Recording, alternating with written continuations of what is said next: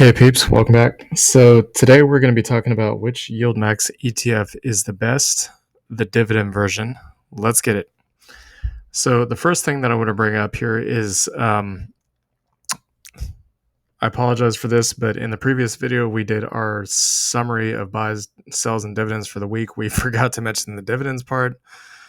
Yeah, we were pretty tired. You guys got to remember we do more than just YouTube, way more. So we needed to sleep in, and as a result, our head was kind of funky when we were making the video. But basically, all the dividends that we got during this previous week was pretty much right here: UVV 262, TLTW 329, and BITO 2 cents. UVV is a dividend growth stock, by the way. That's a quarterly payer. So if we do some quick math here, we do that plus 331.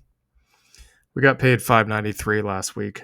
So, I mean, it's not a lot, but again, if we're constantly making dividends throughout the month, as you guys can see here, and we keep going back and back and back, it doesn't really matter if we make a lot of dividends every single day or every single week. What matters is that we're growing the passive income over time. So now let's get into the actual YieldMax ETF piece, okay? Or the dividend version. So as you guys can see here, we are on the Global Newswire. This is the most recent dividend announcement that they had from YieldMax, where basically they're pretty much telling you what you're going to get paid for every one of their ETFs that you own.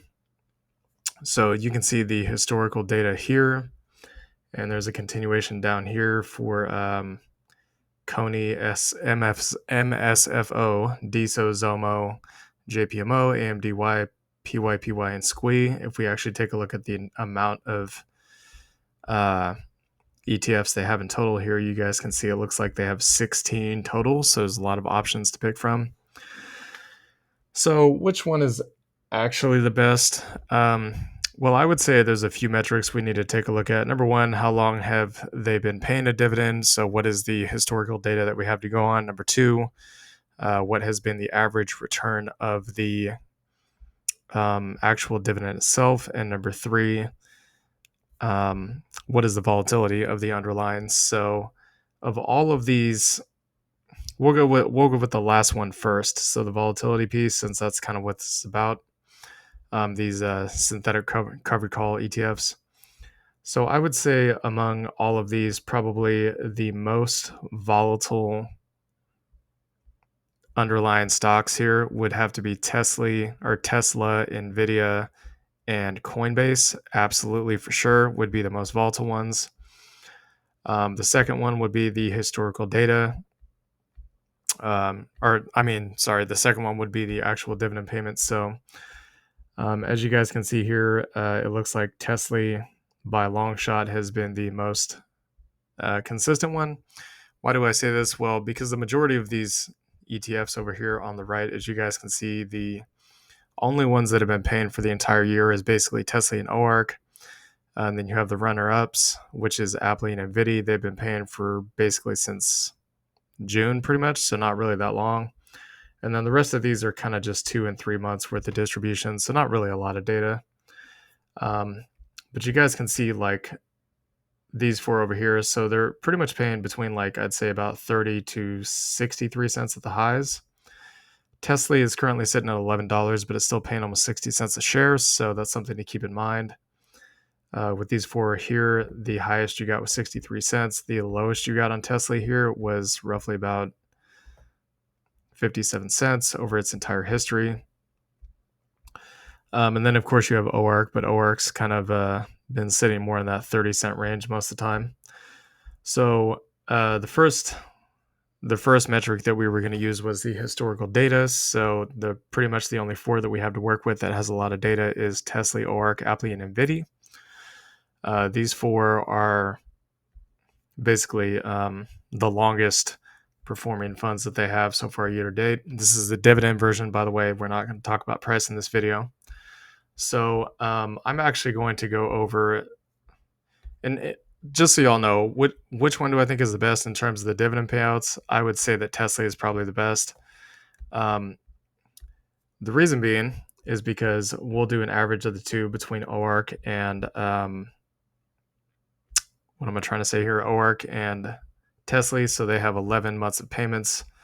So the highest payment that you have on OARC is $1.09 per share. That would be nice if we got that on either OARC or Tesla. That would be lovely.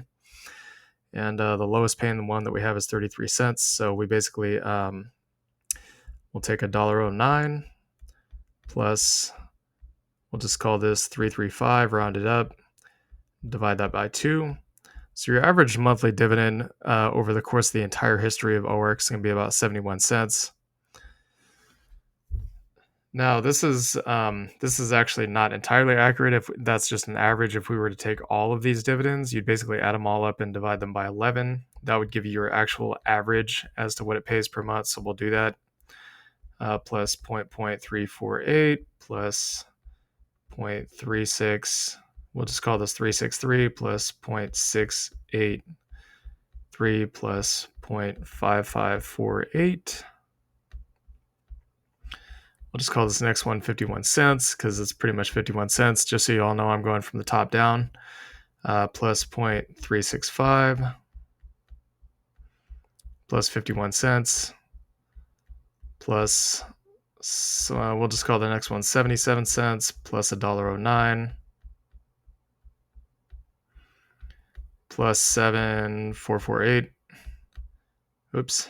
Well, we'll just do that. 7.744. Let's actually make sure that was right, and I didn't do $7.40. Okay, good. So it looks like basically your average over the course of 11 months in ORC is pretty much going to be 57 cents, and that's if you held the shares since basically back in December, I would say. So, and keep in mind the dividends were high back then because that's when the markets were starting to really ramp up, was at the start of 2023. So that's why you saw some pretty fat dividends back then. In terms of what I think the overall best one is in dividends, I would have to go with Tesla simply because the payouts have been higher for longer. So let's take a look at the actual dividend portfolios that we have and see how much they have paid us over the following, or basically over the time frame that we've been invested in these. So we're going to go pretty far back here. I'm going to try to actually locate the first month that we were invested in these. So I'm just going to have to give me a second, guys, because this is, we really have a lot of dividends coming in on M1s. So it's going to be a little difficult to find here.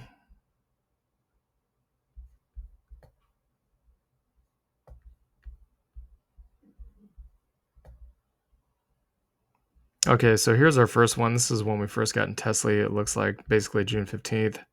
So we're actually going to keep that calculator up. I'll show you guys why later. So we get 1264 in the month of June. And we'll go to the next month. The dividend payment should be pretty obvious because it's a large amount. There we go, 123.15 in the month of July.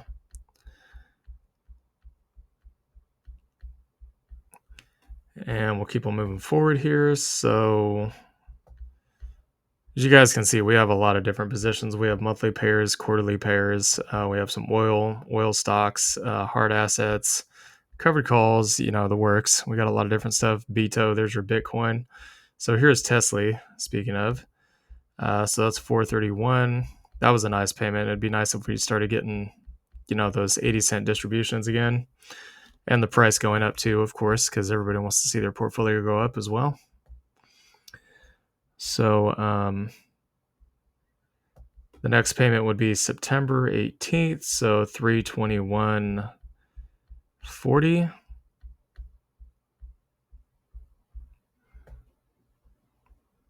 And just kind of scrolling through here. Here's the next one in October, 317.01. So we get 317.01.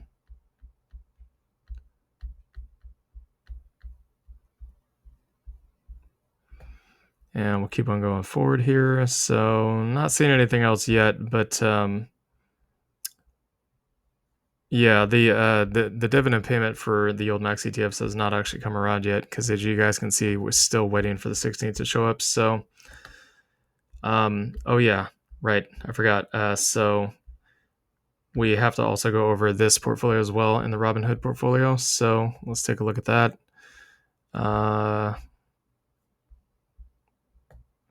So we'll go back here. As you can see, our recent dividend payment here was $28.25.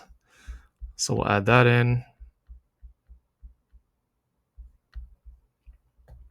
Then we got another one in September for $29.18.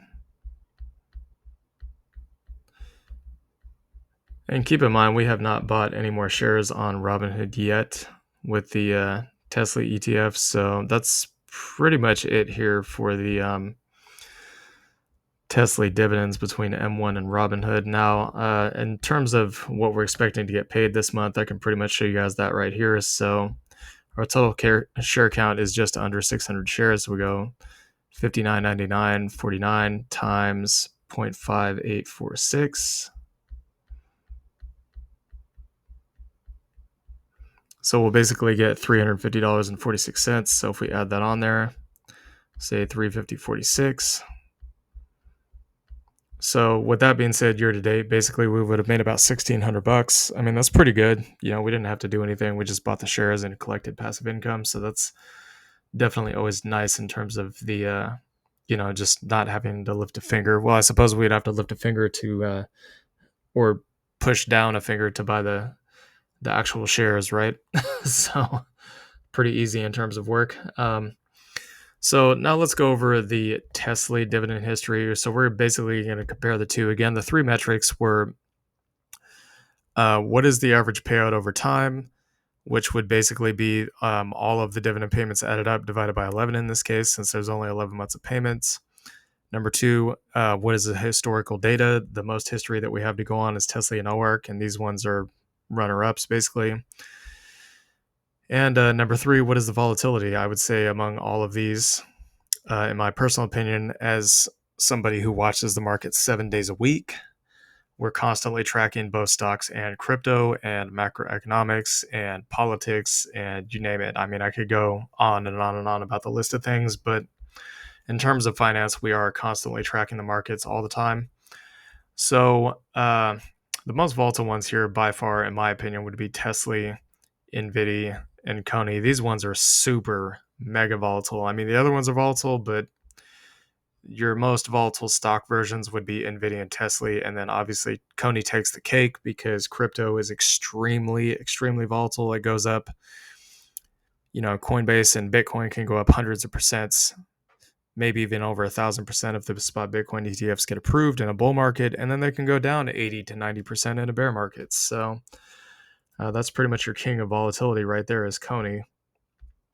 So let's do the average on Tesla here. We'll go ahead and add these numbers up real quick. So again, from top to bottom, okay, so we're going to start in November, go down to January, adding these up. So you got 0.57, we'll just call that 577, 0.585, 0.83, 1.066, 0.803, 44 cents,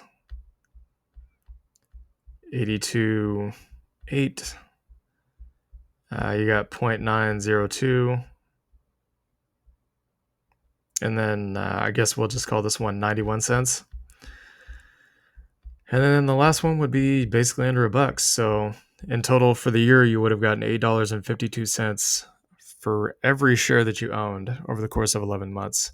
So if we divide that by 11, basically your average for the year per share held, assuming that you've been holding your shares since December and you receive dividends every single month, would be roughly about 77.5 cents per share, which as you guys can see here, it does actually beat out OARC by roughly about 20 cents per share.